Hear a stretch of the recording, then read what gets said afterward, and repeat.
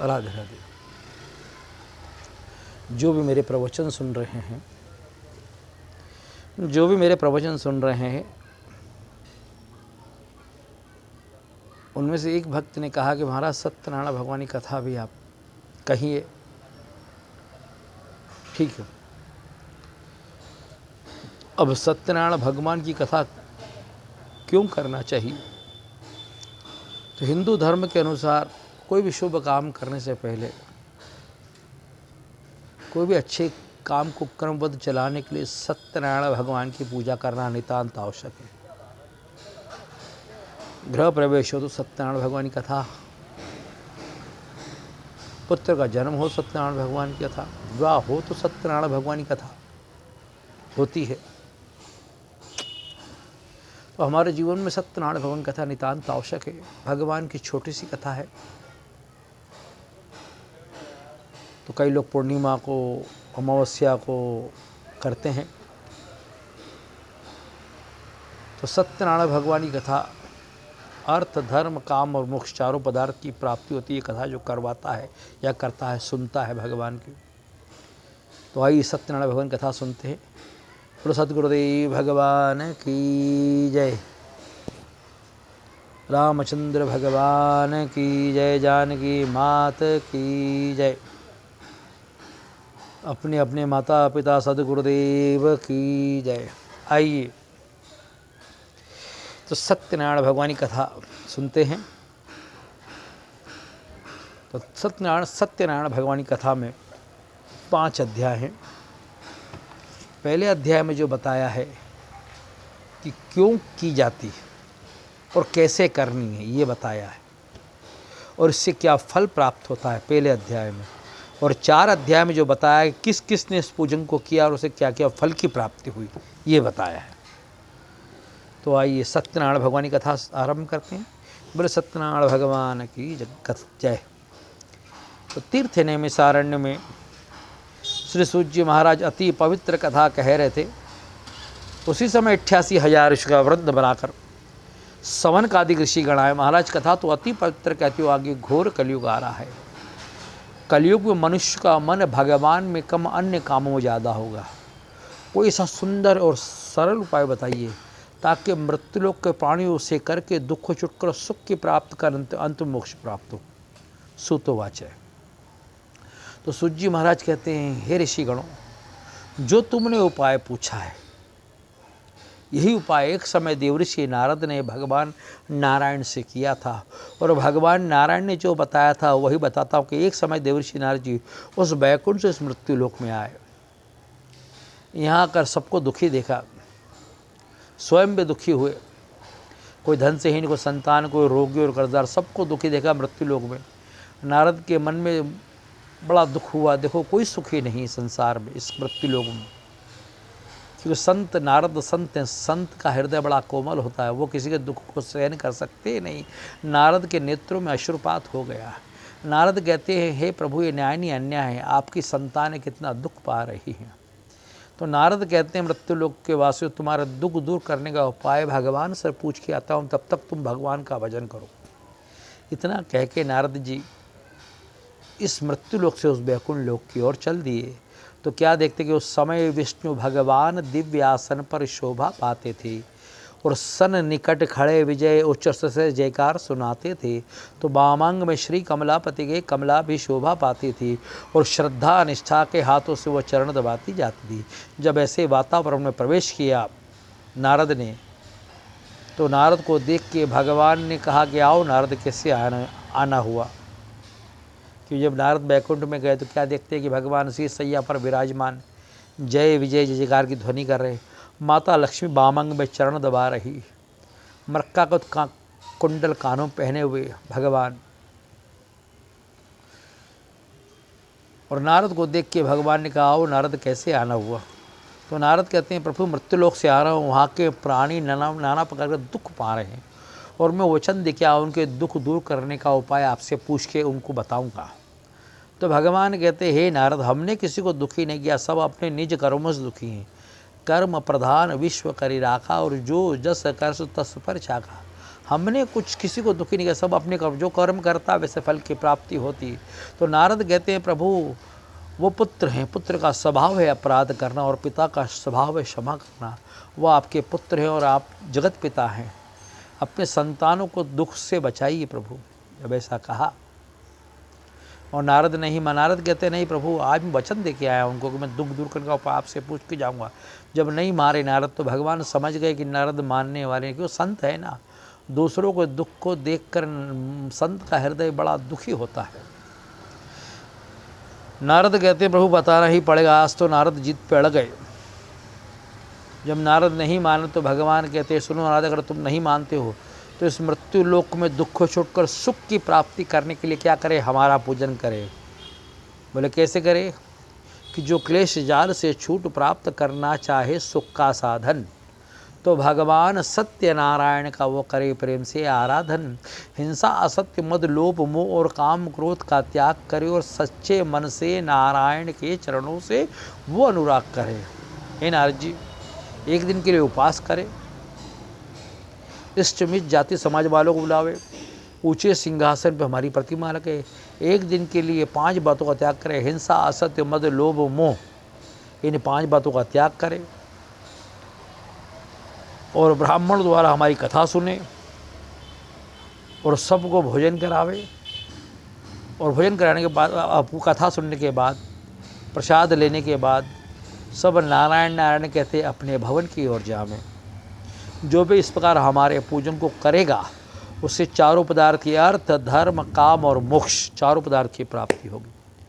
तो नारद कहते हैं प्रभु मैं घर घर संदेश फैला दूंगा, जिसे दुख को छोड़ना है, सुख की प्राप्ति करना है, वो आपका भजन करे। इतना कह के नारद जी उस वैकुंठ से स्मृति लोक की ओर चल दिए। इति स्कंद पुराण रेवा खंडे सत्यनारायण भगवान व्रत कथाएं अंबुर सत्यनारायण भगवान की जय। दूसरे अध्याय का प्रसंग सुने। तो भगवान ने सोचा नारद जी कहाँ कहाँ संदेश फैलाएंगे, जिसे दुख को छुट्टा है वो हमारा पूजन करे। क्यों ना एक तिनके को पहाड़ बना दूँ, जब तो दुनिया वालों की आंखें खुलेगी। ऐसा विचार करके भगवान दंडी रूप बनाकर चले आए काशीपुरी में। और कहाँ है, सदानजी के द्वार पर। पूरी काशीपुरी में सदानजी जैसा दुखी दरिद्री ब्राह्मण और दूसरा कोई नहीं थे, सबसे दुखी थे न सदानंद जी के द्वार पर आए। भगवान प्रातःकाल आवाज़ लगाई भिक्षांदेही। जब आवाज़ लगाई सदानंद जी ने मन में सोचा कोई ऋषि मुनि महात्मा प्रातःकाल आए, क्या सेवा सत्कार करूँगा, घर में अन्न का दाना नहीं, दुखी हो गए। भगवान समझ गए हमारे आने से सदानंद जी दुखी हुए। भगवान कहते हैं महाराज हम कुछ लेने नहीं कुछ देने आए हैं, आप बाहर तो आइए। जब भगवान ने आवाज़ मारकर बाहर बुलाया सदानंद जी को, सदानंद जी ने उनको देखकर ऐसा लगा मानो कोई आकर्षित कोई महान सदगुरु आए हैं। कहा कि महाराज प्रणाम। भगवान कहते हैं हम तुम्हारे दुख को दूर करने के लिए आए हैं। बोले क्या नाम है तुम्हारा? सो सदानंद कहते हैं कि कहने का हूँ सदानंद, पर स्वप्न नहीं आनंद मुझे, और भोजन करने की दुश्चिंता रखती न कभी स्वच्छंद मुझे। मेरे माता पिता ने मेरा नाम सदानंद रखा है, लेकिन जीवन में कभी आनंद का प्रभाव नहीं आया, सदा दुखी हूँ। तो भगवान कहते हैं क्या करते हो? सदानंद जी कहते हैं भिक्षावृत्ति करता हूँ। भगवान कहते हैं छोड़ दो। सदानंद जी कहते हैं अगर छोड़ दिया तो भूखों मर जाऊँगा, इसके सिवा कोई काम आता नहीं। तो भगवान कहते हैं एक काम बताते हैं, एक पूजा बताते हैं, एक पूजा का विधान बताते हैं, वो पूजा करो तुम्हारे सारे दुख दूर होंगे और तुम्हें मनुष्य जन्म का लाभ मिलेगा। सदानंद जी कहते हैं ऐसा होगा महाराज? भगवान कहते हैं अवश्य होगा, बताइए।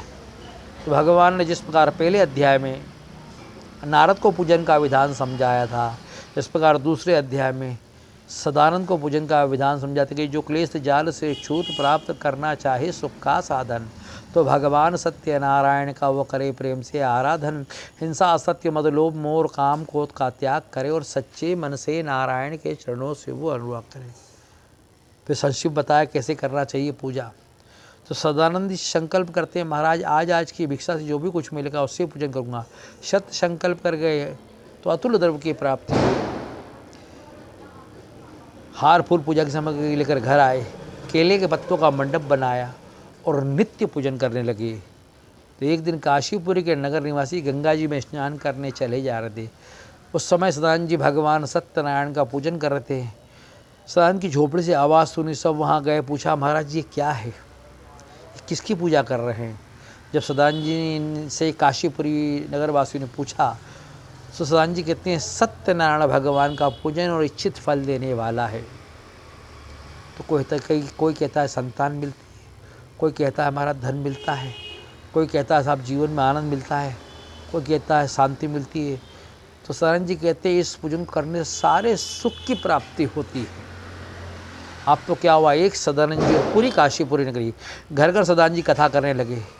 थोड़े बाद धन एकत्रित हुआ, थोड़े समय बाद तो धन एकत्रित हुआ सदानंद जी के पास। तो टूटी झोपड़ी तोड़वा सुंदर आलीशान महल बनवाया और महल के बीचों बीच भगवान का मंदिर बनाया और नित्य पूजन करने लगे। तो एक दिन एक लकड़हारा प्यास से व्याकुल मन में सोचता है, काशीपुर में बड़े बड़े सेठ कोई जल पिलाए न पिलाए। फिर याद आया, अपने पुराने मित्र सदानंद जी के द्वार पर चलते हैं, अवश्य जल पिला देंगे। ऐसा विचार करके सदानंद जी के द्वार पर पहुँचे तो क्या देखा कि टूटी झोपड़ी गायब, सुंदर आलीशान महल पाया। लकड़हारा लकड़ी डाल के बैठ गया। मन में सोचता है, महाराज जी कहीं चले गए या मर गए, ये तो बड़े सेठ ने कोई महल बना दिया है। ऐसा विचार करके लकड़ी डाल के बैठ गया। तो इतने में प्रसाद लेकर सदानंद जी आए और लकड़हारे को दिया। तो लकड़हारा कहता है, महाराज बताइए, सच बताइए, तुम्हारा हमारा पुराना प्रेम इतना धन कहाँ से लाए? क्योंकि आपकी दशा मैं जानता हूँ, बहुत दुखी थे आप, इतना धन कहाँ से आ गया? तो सदानंद जी लकड़हारे को अंदर लेके कहा और भगवान के सामने खड़ा कर दिया। कहते कि जब से हमने आरंभ किया यह मुदमंगलमय पूजन का, तब से समूल मिट गए कष्ट, मिल गया लाभ नर जीवन का। है बिलराज, जब से हमने सत्यनारायण भगवान की पूजा आरंभ की, हमारे सारे दुख दूर हो गए। तो लकड़हारा कहता है, क्या यह पूजन मैं भी करूं? तो सदानंद जी कहते हैं, तुम भी करो, तुम्हारे भी सारे दुख दूर होंगे। लकड़हारा सत्य संकल्प करता है, प्रभु आज की लकड़ी से जो भी कुछ मिलेगा उससे आपका पूजन करूँगा। सत्य संकल्प कर काशीपुरी में गया तो 1 रुपये में लकड़ी बिकती थी। जो संकल्प किया तो क्या हुआ, भगवान ने उसकी लकड़ी को मलियाकरी चंदन की बना दी। 1 रुपये में बिकती थी, आज अष्टगुण 8 रुपये प्राप्त हुए। हार फूल पूजा की सामग्री ले घर आया। पत्नी को कहा, घर पवित्र करो, आज अपने आप पूजन है। खुद को पूजन करना नहीं आता, सदानंद जी को लेके आया, प्रेम से भगवान का पूजन किया और अंतिम वैकुंठ को प्राप्त हुआ। ये 5वां अध्याय बताएंगे। इति स्कंद पुराण रेवाखंडे सत्यनारायण भगवान व्रत कथायाम 2वां अध्याय। बोल सत्यनारायण भगवान की जय। 3रे अध्याय में सुने, साधुना माँ सेठ थी, जन्म किया, सब कुछ था, धन था, वैभव था, सम्मान था, लेकिन संतान नहीं थी। व्यापार को चले जा रही थी। तो भद्रशिला नद के तट पर उल्का मुख नाम के राजा प्रमुख धाम राम रानी यही सत्यनारायण भगवान का पूजन कर रहे थे। तो राजा रानी को पूजन करता अधिक साधुनामा सेठ कहते हैं, महाराज आप ये क्या कर रहे हैं? तो रायन कहते हैं, सत्यनारायण भगवान का पूजन कर रहे हैं और इच्छित फल देने वाले हैं। तो साधुनामा सेठ कहते हैं, महाराज संतान मिलती है? तो राजन ने प्रसाद दिया, कहा यह प्रसाद अपनी पत्नी को देना, तुम्हारे अवश्य संतान होगी। साधुनामा सेठ व्यापार को न जाते हुए घर पे आए, पत्नी को प्रसाद दिया। पत्नी का नाम था लीलावती। पत्नी को प्रसाद दिया और पत्नी से कहा, अगर अपनी यहाँ संतान होगी ना तो धूमधाम से सत्यनारायण भगवान की कथा करेंगे। संकल्प किया तो प्रसाद लिया लीलावती ने। तो क्या हुआ, संकल्प की कथा करेंगे। संकल्प के प्रभाव से क्या हुआ कि 9 मास बीते, 10वां मास लगा, साधुनामा सेठ के एक कन्या ने जन्म लिया जिसका नाम कलावती रखा गया। पत्नी ने कहा, नाथ आपने कहा था संतानों की तो कथा करेंगे, कथा करो। तो साधुनामा सेठ कहते हैं, अभी नहीं करेंगे, जब इसका विवाह करेंगे तब कथा करेंगे। एक पंथ दो काज। अब तो धीरे धीरे वो कलावती शशिकला सी बढ़ती जाती थी और जो नाम था उसका कलावती उससे सार्थक करती जाती। धीरे धीरे कलावती चंद्रमा कला के सवर्ण में लगी। विवाह के योग्य नहीं जलाए। देश देशांतर में सुंदर लड़का देखकर विवाह कर दिया, लेकिन सत्यनारायण भगवान की कथा नहीं की। इनके यहाँ कोई पुत्र था, जवाई घर जवाई रख लिया। अब दोनों ससुर जवाई व्यापार को चलती है। राजा चंदकेत की नगरी में व्यापार करने गए तो भगवान ने कहा कि सेठ इंसान से धोखा, भगवान से भी धोखा, इसका घोर दंड पाना पड़ेगा। तो भगवान ने क्या किया कि अपनी माया से क्या किया कि राजा चंद्रकेत के खजाने से चोर चोरी किए चले जा रहे थे। वो चोर नहीं, भगवान की माया थी। चोरों ने सारा धन ससुर जवाई के आगे डाल दिया। चोर अंतर ध्यान हो गए। यहाँ राजदूत आके इन्होंने पकड़ लिया और कारागार में बंद कर दिया। वो घर के हाल, वो लीलावती वो कलावती सोई थी रात को सुख पाकर। तो भगवान की माया तो देखो, कई चोर घुसे घर में आकर। लीलावती वो कलावती सोई थी। यहाँ भी चोर आए, धन चुरा के ले गए। दाने दाने छिद्र को मोहताज कोई कलावती लीलावती। एक दिन भूख से व्याकुल कलावती पास में सत्यनारायण भगवान की कथा में हो रही थी, उसमें गई और सुना कि इस कथा को करने से सारे दुख दूर होते हैं और मनोकामना पूर्ण होती है। और पूजन समाप्त होकर प्रसाद लेकर जब आई और माँ को दिया तो माँ को याद आ गया, आज से 22 वर्ष पूर्व तेरे पिता ने एक बार ऐसा प्रसाद ला के दिया था और कहा था कि अपनी संतान होगी तो कथा करेंगे। अरे संतान तो क्या, तू इतनी बड़ी हो गई कथा नहीं कि उन्हीं पापों के परिणाम हम लोग दुख भोग रहे हैं। जब ऐसा माँ ने कहा, अब तो दोनों माँ बेटी भगवान से प्रार्थना करती, तो भगवान को उन अबलाओं की पुकार पर दया आती। राजा चंद्रगुप्त को स्वप्न दिया, रायन तेरे कारागृह में चोर है ना, वो तेरे नहीं, वो मेरे चोर है। उन्होंने मेरी कथा की चोरी की इसलिए दंड दिया। सुबह ही उठते ही मुक्त करना, वरना तेरा राजपाट पुत्र परिवार सबको भ्रष्ट कर दूंगा। राजन उठे, दोनों बड़ी पुत्र को बुलवाया, शोर कर्म किए, जितना धन था वो दिया, उतना ही खजाने से और दिया और प्रेम से विदा किया है। 30 स्कंद पुराण खंडे सत्यनारायण व्रत कथायाम तृतीय अध्याय। बोलो सत्यनारायण भगवान की जय। चौथे अध्याय का प्रश्न सुने। अतुल द्रव्य मिल गया, साधु नाम सेठ अतुल द्रव्य मिल गया। बोले कारागृह में पड़े रहे, फिर भी इतना धन जितना था उसे दुगना धन मिला है। पता नहीं कौन सा आश्चर्य हो गया है, पर यह समझे नहीं कि भगवान का इशारा समझे नहीं। अतुल द्रव्य मिल गया। बोले घर की ओर चलो। और कहते हैं जवाई जी किससे ये मत कहना कि कारागृह में पड़े रहे, कहना खूब व्यापार किया, धन कमा के चले आ रहे हैं। अब घर की ओर चल दिए तो भगवान ने सोचा अभी भी इनकी आंखें खुली कि नहीं खुली। तो भगवान दंडी रूप बनाकर नदी के घाट पर प्रकट होगा कि नारायण नारायण सेठ साहब, तुम्हारी नौका में हो तो हमें कुछ मिल जाए, भगवान की भोग लगाए और तुम्हारी जय जयकार बनाए, कुछ मिल जाए। साधु नामा सेठ ने देखा ये तो हट्टा कट्टा साधु लगता है, अगर ऐसे मालूम पड़ गया हमारी नौका में धन सब कुछ चुरा के ले जाएगा। तो साधु नामा सेठ कहते हैं लता पत्र परिपूरितम, घास कूड़ा करकट है, हे साधु महाराज घास कूड़ा करकट है, नदी के उस पार फेंकने जा रहे हैं। भगवान मन में सोचते कि अभी भी झूठ पे झूठ कह रहे हो। तो भगवान जब साधु नामा ने सेठ ने कहा कि लता पत्र पूरितम घास कूड़ा करकट है, तो भगवान ने हाथ उठा के कह दिया सत्य तो बतो वचम, जब तुम्हारे वचन सत्य हो जाए। सब घास कूड़ा करकट हो गया, सोना चांदी हीरे जवाहरात सब घास कूड़ा करकट हो गया। नौका हल्की हो गई। साधु नामा सेठ ने नौका खोल के देखा तो देखा घास कूड़ा करकट हो गया। मूर्छा घर के नौका में गिर गए। जवाई जी ने डंडा का चित्र किया, महाराज उठो, कोई पहुँचे हुए ऋषि मुनि महात्मा लगते हैं जिन्होंने कह दिया लता पत्र हो जाओ, हो गया, वो कह देंगे धन हो जाओ, धन हो जाएगा। कोई पहुँचे हुए ऋषि मुनि महात्मा लगते हैं, जाओ उनके चरणों में गिरो।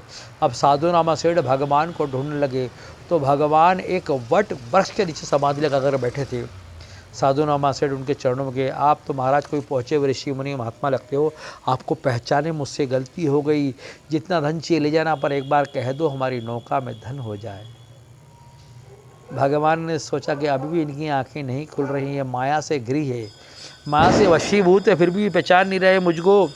फिर भगवान ने अपने असली रूप के दर्शन दिए कि शंख चक्र गदा पद्म है धारण किए ललाम, और उसी सत्यनारायण पगड़ भय तो बारंबार प्रणाम। भगवान ने अपने असली रूप के दर्शन दिए, शंख चक्र गदा पद्म धारण किए हुए, मृक्कागत कुंडल कानों पहने हुए, कौस्तुभ मणि गले में धारण किए हुए चतुर्भुज भगवान ने अपने दर्शन दिए। सत्यनारायण भगवान ने साधु नामा सेठ भगवान के श्री चरणों में गिर के रोने लगे और कहते हैं प्रभु क्षमा कर दो, मैं पहचान नहीं पाया, मैं पहचान नहीं पाया। लोग कहते थे भगवान है भगवान है भगवान है, पर मानता नहीं था। आज आपको देख लिया है, आज से कभी झूठ नहीं बोलूँगा, आपका जप तप नियम सदा करता रहूँगा। जब कहा तो भगवान ने कहा जाओ तुम्हारी नौका धन से परिपूर्ण है। नौका के नज़दीक आया, धन से परिपूर्ण पाई, घर की ओर चल दिए। तो मल्लाह द्वारा घर पे खबर पहुँचा कि तुम्हारे पति और पिता आ गए। तो माँ पूजन कर चुकी थी, लीलावती पूजन कर चुकी थी, कलावती पूजन कर रही थी। माँ कहती तेरे पति और पिता को लाते तू पूजन कर। तो लीलावती गई तो कलावती की आत्मा छटवाई। भगवान सोचती कलावती भगवान तो घर में फिर पूजन करूँगी, पहले पति के दर्शन करूँ, बहुत दिन बाद आए हैं, बहुत दिन से उनके दर्शन नहीं किए। तो कलावती पूजन अधूरा छोड़कर नदी के घाट पर पहुंची तो नौका सब उतरे पर जवाई जी नहीं उतरे, नौका जल में डूब गई। कलावती जोर जोर से रोने लगी, भगवान से प्रार्थना की तो भगवान कहते आकाश में, कलावती जाओ पहले हमारा पूजन करो और प्रसाद लेके जब नदी घाट पे आओगे तभी तुम्हारे पति मिलेंगे। अब कलावती घर गई, साधु नमा सेठ और कलावती घर गए, प्रेम से पूजन किया और प्रसाद लेके जब नदी घाट पे पहुँचे तो भगवान की कृपा से वो डूबी हुई नौका जल से बाहर आई। सब प्रेम पूर्वक घाट पे मिले, भगवान के सब भक्त हो गए और अंतिम वैकुंठ को प्राप्त हुए। स्कंद पुराण रेवाखंडे सत्यनारायण भगवान व्रत कथायाम चतुर्थो अध्याय बोल सत्यनारायण भगवान की जय। 5वां अध्याय का सुने। त्वंगज ध्वज नाम के राजा प्रजा पालना जानते थे, लेकिन भगवान की भक्ति नहीं जानते थे। एक दिन जंगल से शिकार खेल के चले आ रहे थे। ग्वाल बाल पूजन समाप्त करके राजन के पास आके, महाराज ये प्रसाद लो। तो राजन ने प्रसाद का अपमान किया कि नीच जाति के ग्वाल बाल, तुम्हारे जाति तक का पता नहीं, हम तुम्हारे हाथ का प्रसाद नहीं लेंगे। जब राजन ने प्रसाद का अपमान किया और चले गए तो ग्वाल बाल कहते हैं, प्रभु हमारे राजन ही आपको नहीं पूछते तो हम प्रजा कैसे पूजेंगे। जब ऐसा वंदना की भक्तों ने भगवान से तो भगवान ने चमत्कार दिखाया। क्या कि राजा के 100 पुत्र थे, 100 के 100 पुत्र मृतक पाए। राजा घर पे गए थे कि 100 के 100 पुत्र मृतक पाए। राजा ने ये दशा देखकर खुद भी मूर्छा के जमीन पर गिर गए महल में। तो भगवान ने आकाश में कहा, राजन उठो, उन्हीं ग्वाल बालों से जगह हमारा पूजन करो, प्रसाद लेके आओ, तब तुम्हारे पुत्र जीवित मिलेंगे। राजन गए, उठे, जंगल गए, सब ग्वाल बालों को इकट्ठा किया उनको और प्रेम से भगवान का पूजन किया और प्रसाद लेकर जब महल पे आया तो 100 के 100 पुत्र जीवित पाए। यह चमत्कार देख के उस दिन से राजन भगवान के भक्त हो गए और अंतिम वैकुंठ को प्राप्त हुए। इति स्कंद पुराण रेवाखंडे सत्यनारायण भगवान व्रत कथायाम 5वां अध्याय कथा समाप्तम। बोलो सत्यनारायण भगवान की जय। सदानंद अगले जन्म में सुदामा नाम के ब्राह्मण बने, भगवान कृष्ण के भक्त मित्र बन के और भक्त बन के अंतिम वैकुंठ को प्राप्त हुए। लकड़हारा अगले जन्म में भगवान राम को सुरश्री गंगा से पार उतार कर और वैकुंठ को प्राप्त हुआ। साधु रमा सेठ मोरध्वज के नाम के राजा बने अगले जन्म में और इतने सत्यवादी बने कि अब सत्य के लिए अपने पुत्र पे आरा रख के 2 टुकड़े कर दिए, पर सत्य से नहीं डरे। तुंगध्वज नाम के राजा स्वयंभू मनु राम के राजा बने और भगवान के भक्त बनकर अंतिम वैकुंठ को प्राप्त हुए। तो ये कथा सत्यनारायण प्रभु की जो सुने सुनाए गाएगा, भगवान के चरण से प्रेम करे मन इच्छित पल वो पावेगा। अब सुनो सकल सज्जन श्रोता, अपने मन मैलो को धो लो और तुम भी राधे श्याम उठो। बोलो सत्यनारायण भगवान की जय। बोलो सत्यनारायण भगवान की जय। कर्पूर गौरम गणावतारम सारवतारम भुजगिंधारम सदा वसंतम पद्यारविंदे भवम भुवम ईशतम नामे। ओम जय जगदीश हरे प्रभु जय जगदीश हरे। भक्त जनों के संकट दास जनों के संकट क्षण में दूर करे। ओम जय जगदीश हरे। जो ध्यावे फल पावे दुख बिन से मन का, प्रभु दुख बिन से मन का सुख संपत्ति घर आवे कष्ट मिटे तन का। ओम जय जगदीश हरे। माता पिता तुम मेरे शरण गऊँ किसकी, प्रभु शरण गऊँ किसकी। तुम बिन और न दूजा, प्रभु बिन और न आस करो किसकी। तुम पूर्ण परमात्मा तुम अंतर्यामी, प्रभु तुम अंतर्यामी। पार ब्रह्म परमेश्वर तुम सबके स्वामी, तुम करुणा के सागर तुम पालन करता, प्रभु तुम पालन करता। मैं मूरख कल कामे में सेवक तुम स्वामी, कृपा करो बरता तुम हो एक अगोचर सबके प्राणपति, प्रभु सबके प्राणपति। किसी बिनु दया में तुमको मैं कुम दीन बंधु दुखहरता तुम ठाकुर मेरे, प्रभु तुम ठाकुर मेरे। अपने हाथ उठाओ करुणा हाथ बढ़ाओ, द्वार पड़ा मैं विषय विकार मिटाओ। पाप हरो देवा प्रभु आप हरो दया, श्रद्धा भक्ति बढ़ाओ शुद्धा प्रेम संतन की धर्म धन सब कुछ है तेरा, सब कुछ है तेरा तेरा तुझको अर्पण क्या लागे मेरा। पूर्ण ब्रह्म जगी आरती जो कोई नर गावे, स्वामी जो कोई नर गावे। कह शिवानंद स्वामी हृदय मांझित प्रभा। ओम जय जगदीश हरे। अच्युतम केशवम राम नारायणम कृष्ण दामोदरम वासुदेवम भजे। श्रीधम माधवम गोपिका वल्लभ जानकी राम रामचंद्र रामचंद्र भगवान की जय। जानकी मात की जय। सावरिया सेठी राधा रानी की जय। नमः पार्वती पते हर हर महादेव। नर्मदी हर काल हर दुख सुख के लिए हर कर। बोल काशी विश्वनाथ भगवान की जय। सत्यनारायण भगवान की जय। राधे राधे सब।